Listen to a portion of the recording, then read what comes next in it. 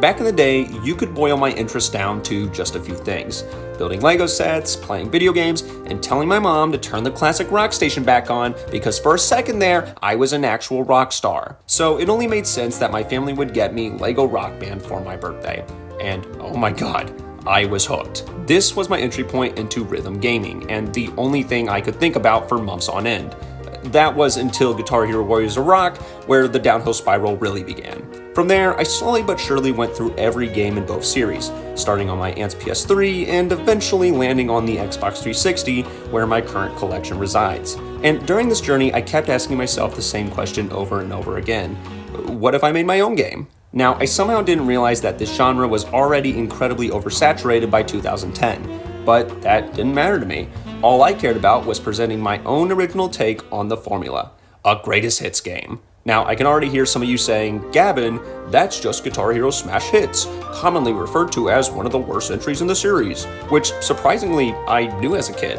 I understood that people were frustrated with the lackluster content in Smash Hits, and what I wanted to do was provide a more refined experience that not only brought back songs from the entire series, but also introduced new tracks that would make for a more well-rounded game overall. So today, we'll be reviewing the set list for my imaginary Guitar Hero game known as...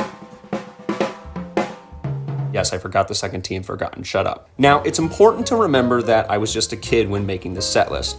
I mean, my taste in music was pretty strict to classic rock until I entered that phase in middle school. But even as a kid, I knew that people wanted a set list with variety, so I ended up using a few outside sources for some of the selections. Were any of these from the Guitar Hero community?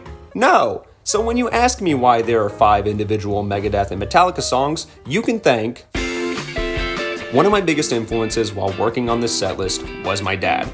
I mean, he knew real metal. Anytime we were riding in Dad's car, we were listening to Lamb of God, we were listening to Disturbed, and we were listening to Linkin Park before they got all weird. So when it came down to asking my dad for suggestions, he said, I don't know, maybe some Metallica or Megadeth, and I took that to heart. Now, remember when I said I played through every game in the series? Well, that was a complete lie, because I had no idea that Guitar Hero Metallica even existed.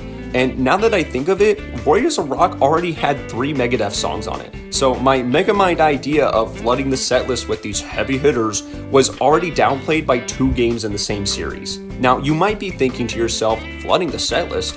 Surely there were enough songs to outweigh this issue. But that's when we get to our next problem.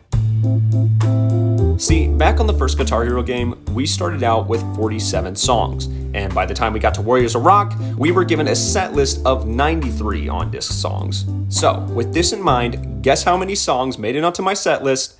That's right, 42. We couldn't even beat the first Guitar Hero game. I often think nowadays that I was actually trying to make another DS game for the series, but then again, most of them had less than 30 songs on it, so now it sits in this weird space between DS and console game that we probably shouldn't manifest any more than we already have. Rather, let's just take a second here to highlight my... surprisingly one of the band's only appearances on either series, picking a song for a setlist that's meant to highlight previous games that isn't in the band's previous game. Guilty pleasure pick because of Saints Row 4. The band's only song in Guitar Hero for some reason. The band's only song in Guitar Hero for some reason. That really long final song that Guitar Hero 5 and Band Hero ran with for some reason. And for my weirdest pick, that one song that feels completely out of place on the set list. Until Guitar Hero Live. Now, apart from the previously featured songs in the series, that which we are missing some obvious inclusions, you might be wondering where I pulled the remaining set list from. No joke, I would turn on the TV and sit there for hours switching between the SiriusXM channels until I found songs that seemed fitting for a Guitar Hero game. Mind you, this was at a point before I had access to Spotify, but even with that in mind, how did we do? Well, it's not the worst selection of songs, but it is far from the best. I mean, there are some inclusions that are just downright befuddling. But then again, this was just a kid trying to make everyone happy.